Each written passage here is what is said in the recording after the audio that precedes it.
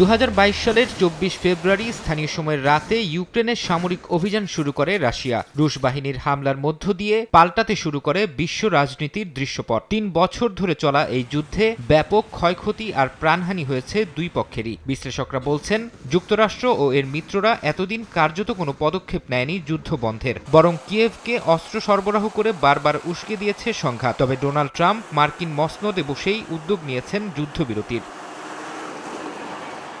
শনিবার Russia Ukraine যুদ্ধ নিয়ে আশার কথা শোনান হোয়াইট হাউসের প্রেস সচিব ক্যারোলিন লেভিট। বলেন, প্রায় 3 বছর ধরে চলা এই সংঘাত বন্ধে এ সপ্তাহের মধ্যে একটি চুক্তিতে পৌঁছার ব্যাপারে আত্মবিশ্বাসী ডোনাল্ড ট্রাম্প।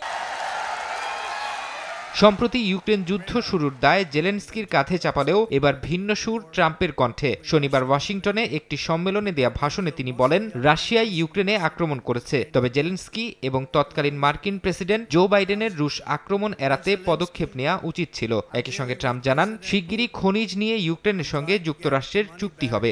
অর্ধেক পাউডারে দ্বিগুণ উজ্জ্বলতা, নতুন রিন অ্যাডভান্সড অর্ধেক পাউডারে দ্বিগুণ উজ্জ্বলতা। I've spoken to President Putin, and I think that thing is going to end, but it's got to end. It's a horrible, horrible thing to watch.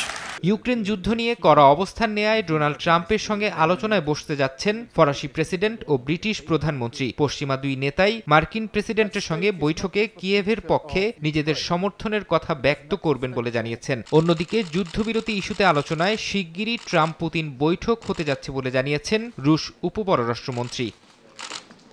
Farhad Chowdhury, সময় সংবাদ।